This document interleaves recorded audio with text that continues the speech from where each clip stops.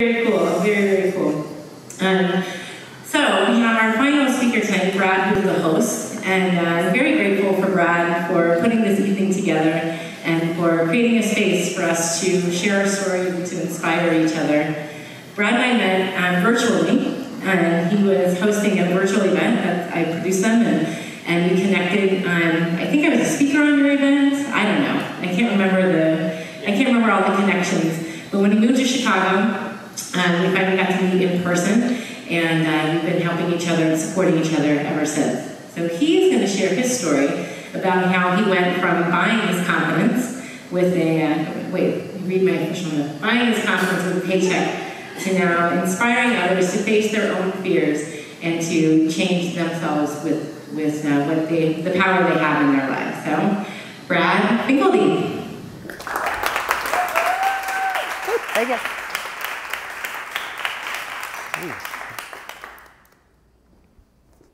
Is this the first one? Yeah, I know. I'm the first one to use the timer. Yes. Yeah, thank you, Leanne, and thank you, everyone, for showing up. I appreciate it. So, have you ever had a moment in your life where something changed for yourself and you knew that things weren't going to be the same? Well, what I want to share tonight is that moment for me where something shifted, and it wasn't a huge, it was a huge moment, but in the moment it was just like a little step, but it pivoted me in the direction that I am now. And so what I want you to do is listen for yourself of like, where is that moment that you either taken or that may be coming up in your life when you step into a fear. Because what I've discovered is that when we ask for things in our life, and then something comes right at us and we're afraid to do it, that's usually the opportunity to get exactly what we want. So on the other side of fear is an opportunity of some sort. And I think in each of everybody's stories tonight, there's something in there. I don't know if I would have the cojones to stand up in front of Trump. Like here I did, but. So I was living in Portland, Oregon, and I had moved there as part of my entrepreneurial journey. And I saw this guy, I was out walking my dog, I saw this guy pushing his bicycle, and he had some boxes under his arm. And they had Amazon tape. And it sparked my memory that I had a package coming in the mail. And I was a little excited, kind of that Christmas morning feeling. And so I look on my phone, and I see that it was literally just dropped off. And so I hurry back to the house, and I'm excited to see it. And when I get to the porch, there's no package. And when I get and look inside, there's no package there.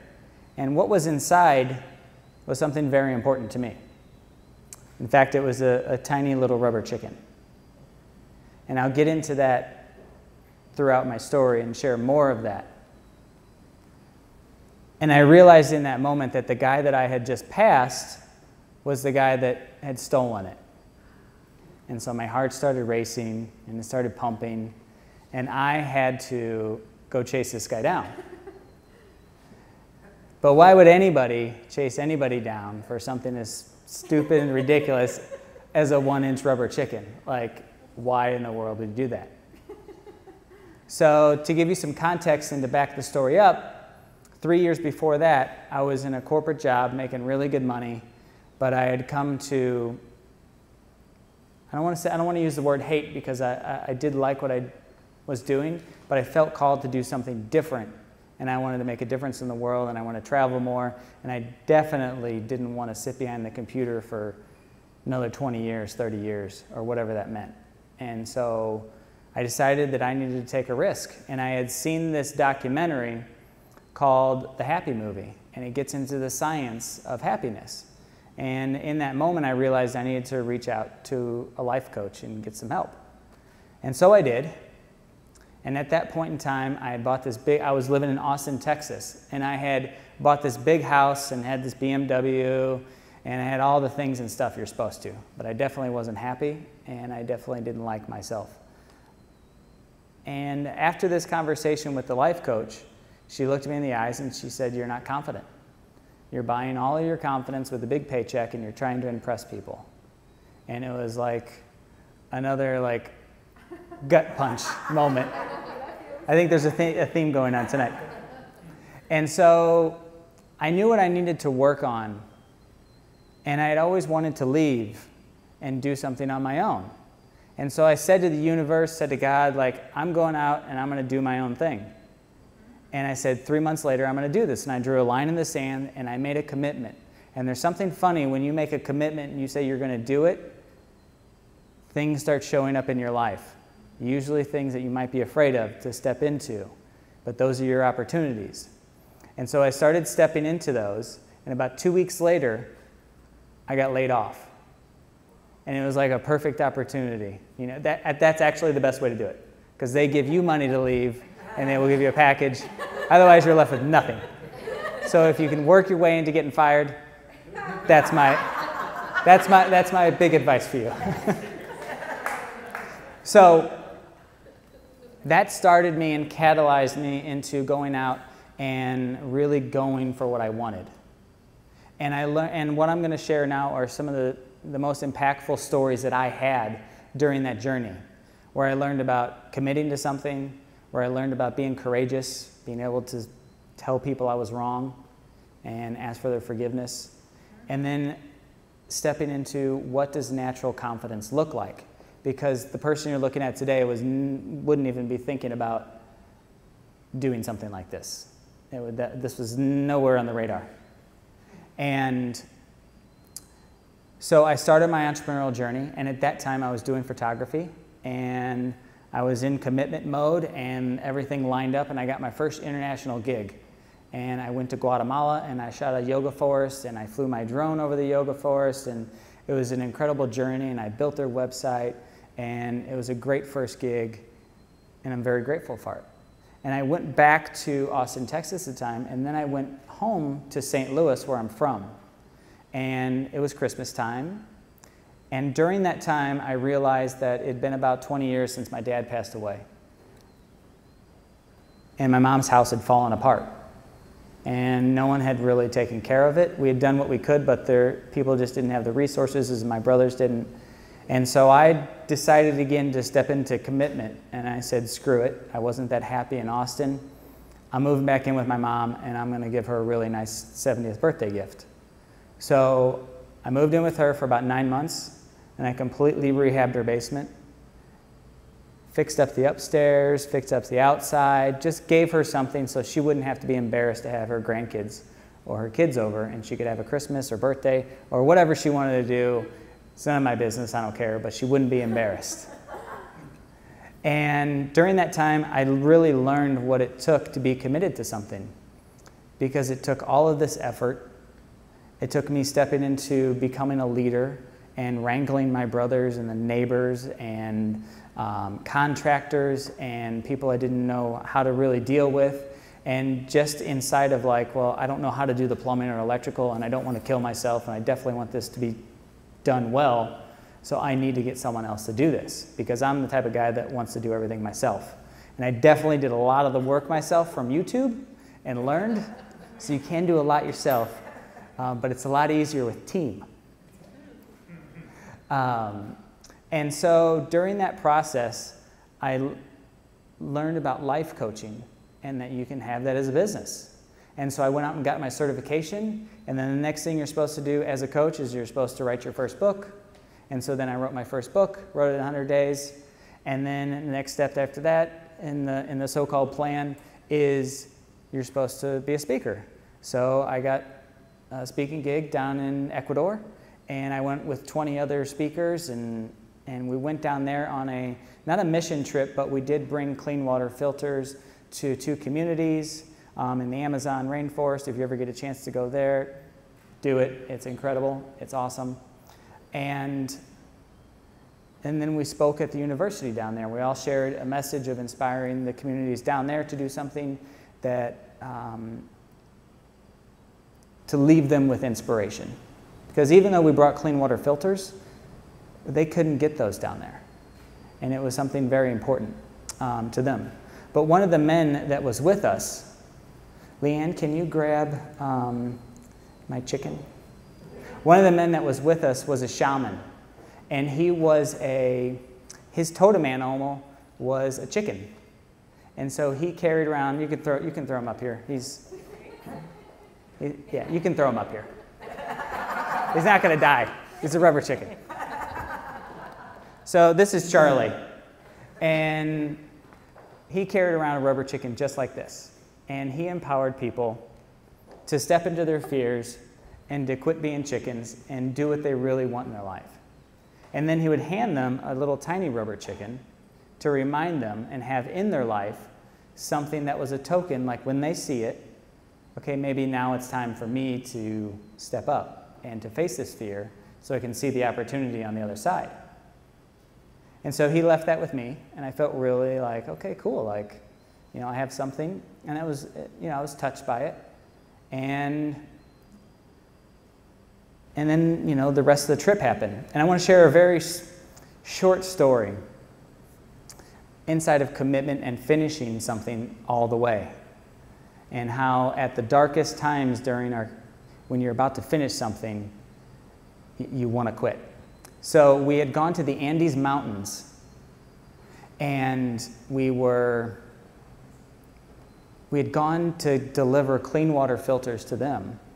And their community had said to us, oh, we're going to do this ceremony. It'll be at the bottom of the hill. It'll take a few minutes to get down there, and then we'll do the ceremony, and then we'll come back up. Well, what they didn't tell us, what wasn't communicated, was that this was a mountain, and there were switchbacks to get down to their ceremonious water grounds, which was a raging river. And so it didn't take 10 minutes for us non-natives there to get down. It took like an hour and a half, 2 hours. And we had everybody ranging in age and size, and it was a difficult trip down for some people. And we'd get down there, and we'd do the ceremony, and then we're like, oh, thank God, no one died. And now we have to turn around and go back up. And going back up was ironic, because what ended up happening is we had a man that was almost 300 pounds. He was like 6'7", just a big, big man. And he had to take 10 steps and then stop, and then 10 steps and stop. What ended up happening was the little girls in the community had to go get buckets of water from their village, bring it back down, and then we had to use our water filters to clean them because it wasn't clean water, to save our lives. And it was another 2 hours back up this treacherous thing, and people got confused and lost, and I was one of those people lost. And right before the end, I had walked up to a house, and I didn't know what to say. There was no one there. It was just chickens and dogs, no one else around. We're 2 hours away from anywhere. But I know I'm close to the finish line, but I want to give up and I want to quit. I had nowhere else to turn. I didn't know Spanish. I still don't. I knew one word. I knew hola. And so I step out to the edge of the kind of like the mountain edge, and I just start screaming, hola! In a very desperate voice. And a very kind man said something back in Spanish. I don't know what he said. But he could tell I was desperate and needed help. And he came over, and he took me another 10, 20 yards to the finish, you know, to the top. And then I met up with the community. And I felt it in that moment. It's like, wow, this is what it's like to be an entrepreneur, to go after a big goal. It's like, you're about 90% of the way, and that's when you want to quit. And that's when the time you need to ask for help. And it just really hit me. I was like, wow, I should ask for help more. And maybe I'll go a little further. So that's my story about commitment. My next story is about courage and about being able to say you're wrong. So I was this is back in Portland, and I was living with a roommate. And when I moved in, she described that she was an introvert. She didn't talk very much, and she was quiet. And I said, okay, well, I get that. And this is all internal dialogue, and I now get that I was being pretty arrogant about it. And I got that I thought I knew what an introvert was. Like, they don't go out much, they don't talk much, maybe they don't have many friends, or I don't know. This was all the internal dialogue. And when I was living with her, I would come down the stairs and I would say good morning or hi or whatever, and she wouldn't respond. And I would kind of get a little pissed of like, well, you're supposed to say hi to people, like it's morning, like that's how I was raised. What's wrong with you? And that's what I would say. You know, I wouldn't say that to her, but that's what I would say to myself. And I'd be like, oh, she's got to go out and get friends. She's got to go out and network. She's got to do this and she's got to do that. And I was trying to fix her, like a typical guy. And this went on for months. And I never said anything. I just withheld this in. And then one morning, I was on a coaching call with my business coach. And I was sharing a story about my niece, and my niece was afraid of spiders. And my business coach just stopped and yelled at me, and she's like, stop making your niece wrong for being herself. You have no clue what it's like to be her. And it was like she punched me in my ego and like kind of shattered it. And like I finally got something. And so a few more months of coaching went on, and I finally walked down the stairs, and everything was kind of like coming to this moment. And I walked down the stairs, and I walked in the kitchen, and it just landed with me that I only know my experience in life, like my experience. Like I have no clue what it's like to be anybody else here. Like no clue at all. And what I got then was, oh crap, I need to go talk to her. I need to go apologize because I've been making her wrong, and that hasn't led to any openings in our friendship or being roommates. And so I walked into the other room, and I said, I need to share something with you. And so what I did was I said, I've been making you wrong for being who you are. And what that ended up doing was open up a conversation. And what she shared with me was really vulnerable, and it opened up a connection between us. She shared that she had been raped and molested by her brother in that house when she was a kid. And then in order to survive as a child, she went into imagination land. And that's the only thing she knew how to do. And when she went outside in public, it took all of her energy, but you would think she's a powerhouse, you know, you would think no different than Kira. I mean, she's a really strong woman. But as soon as she closes the doors to get inside, whoosh, she goes right back into imagination land. And that's just who she is. And there's nothing wrong with her. And so I really got that. And then what that opened up was now me knowing and apologizing for being wrong and making her wrong for who she was, is it opened up our relationship. And ever since that moment, we've been able to talk more and be more open. And I obviously don't live in Portland anymore, but there's a connection there. And we now know each other better. And so that's my story of really stepping up and being courageous and admitting when you're wrong about something, even if it's just an internal dialogue. So that old adage of never judge a book by its cover, it's probably true. And so my last story of stepping into what your natural confidence is kind of all of these wrapped up and all these little stories that I learned along the way. So if you can imagine the word strong vertically, S-T-R-O-N-G, the S and the T are for your strengths and triumphs in your life. And we forget so much how much stuff we've done, that if we can keep those present in our life and remind us, put them on the mirror, share them with other people, of all the little things, it will give us more confidence to do the things that we're scared to do in the present. When I go back to my mom's house and I sit in that basement, it's a great feeling to know that I did that, you know? Kathy, when you look at your son, like I'm sure you get that too, and I don't want to rattle off all of Kira's accomplishments, but I'm sure you get that too when there's those moments that remind you of like where you were from to where you are now. And same thing for Leanne, like all those moments. Where you at? Oh, there you are. It just reminds you of like all the hard work that came in and did it. And the more you can bring those present in your life, just by little reminders of like what you actually did, it just gives you more encouragement naturally. The R stands for releasing regrets and shames in your life, and like letting go of all the things that you might not be ashamed of, or things that you may have done in your past that you wouldn't do again. There's a quote by Les Brown that says, if you would never do it again, you're convicting an innocent person. Wait, you say that again? If you'd never do it again, you're convicting an innocent person. And it's all that internal dialogue that just keeps going and going and going, because there's something in your past that you keep bringing forward that isn't true anymore, because you already learned the lesson. The O in the strong is about observing yourself. And I learned this from, I've surrounded myself with a bunch of powerful women, and I've learned a lot of really valuable lessons. And one of, this was in Portland, she shared with me a breakthrough in her own body image.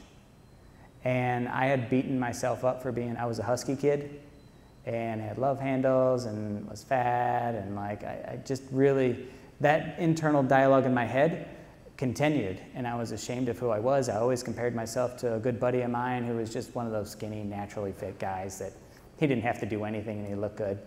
And, but I wasn't that. I was the chunky kid. You know, I was Chunk from, what's the name of that movie, Goonies? Yeah, the Truffle Shuffle. And so I had worked really hard to get where I'm at today, but there's still that internal dialogue, or there was. And the exercise that she shared with me was really powerful. She said, stand in front of a mirror. Don't do this in public. Stand in front of a mirror naked until you accept yourself for who you are. And I started doing that and really just observing who I was in my body. And all the internal dialogue started to dissipate and go away. And I just started realizing, like, wow, it's just all internal. I don't have to beat myself up for having love handles, because it doesn't really matter, you know? If it really matters, you can always turn off the lights, right? So that was a really powerful story and a really powerful exercise for me, and I got a lot of natural confidence just about observing myself and doing that exercise until you can look at yourself in the eyes and accept yourself. The N in strong is when you're nervous, go into service. This is especially for speakers and people who want to make a difference. Is when you're nervous, you're internalizing what everybody else might be thinking about you.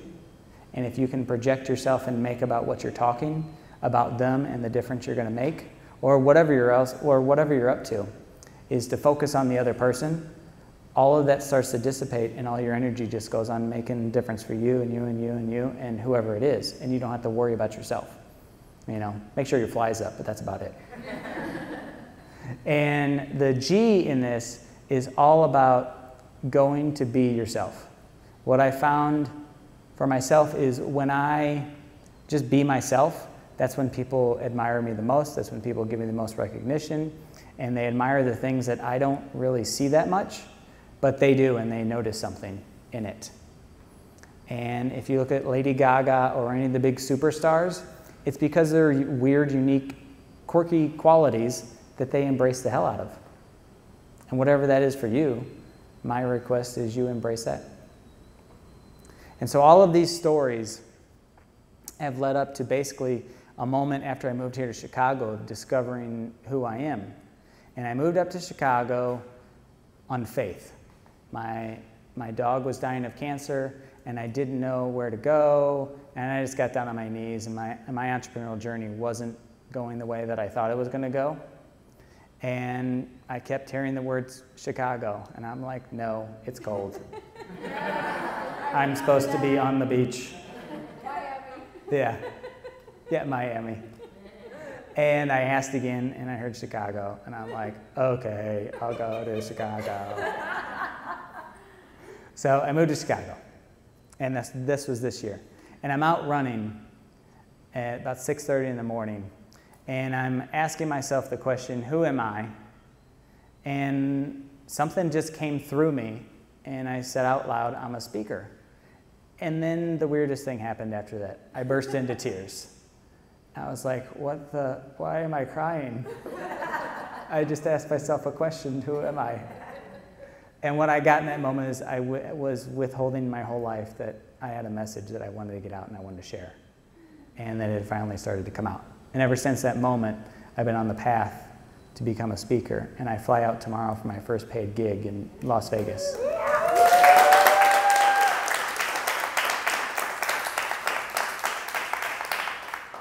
And so my ask of you is to look inside yourself of what is that whatever that fear is for you, what's on the other side. You probably don't know, but you're probably going to like the result once you actually step through it. You might not like the process. No, you're probably not going to like the process. You know, to do an Ironman, or to start your own business, or to go out on a limb and ask that person out that you really want to, whatever that is, there's something on the other side that you might actually really want. And so to get back to the story of the rubber chicken, is that, so I was chasing this guy down. Well, first I grabbed my attack dog, Attack Liquor, and she joined me at hand. And I ran after the guy, and I caught up to him, and I said, "Hey, I think you got my package." And he said, "No, I don't." And I was like, "Yeah, you do." And I'm like, I looked and there was my package. And I was expecting about 100 of these little things that I paid $30 for. I grabbed the package from him and I rip it open. I was still excited to see what I had. I wanted to. I opened it up and there was one rubber chicken, like 1 inch that I paid. I just got ripped off. And then this guy stole from me. That sucks. And then I looked at the guy and everything switched. And I realized something wasn't right for him. And it switched from a moment of confrontation to a moment of compassion. And I said, "What's going on in your life that you're stealing random packages off people's porches? Like, what's going on?" And he opened up to me. And he shared with me that 4 people had died in his life that year, and that he was strung out on drugs, his mom was strung out, his girlfriend was strung out, and that they had gone homeless, and that the only thing they knew to get by was to steal packages. And so I used my coaching, to do what I could in the moment to assist him. And then I reached into my wallet and I gave him the last $6 that I had on me. And then I said, "Here's my business card, call me."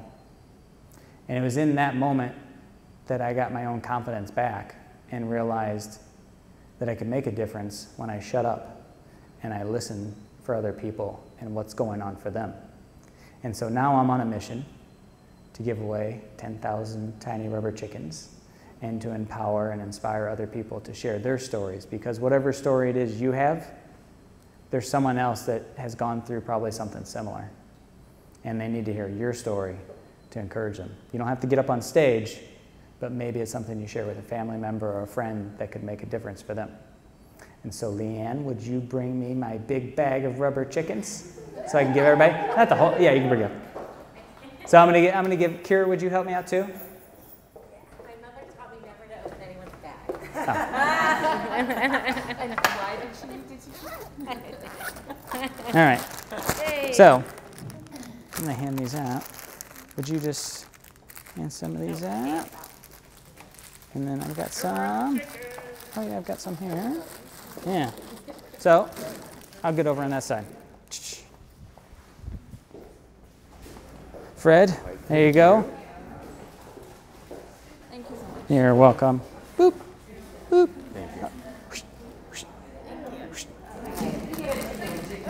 Come on.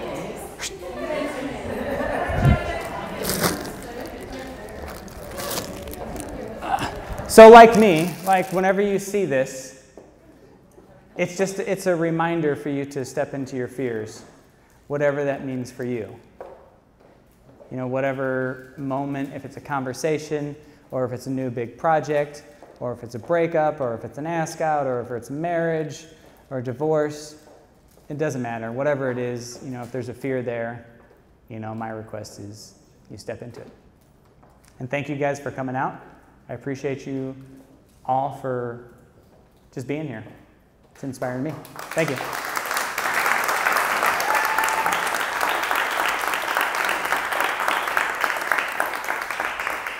Okay, so we've got just a few minutes left. Kathy and Leanne and Kira, does anybody have any questions for any of us? Yes, you can come up, Kira. We're trying to make sure we're doing it right. So does it, yes? So just for Leanne, I'd love to know mentally and physically what you did different between the first and the second Ironman that really made the difference.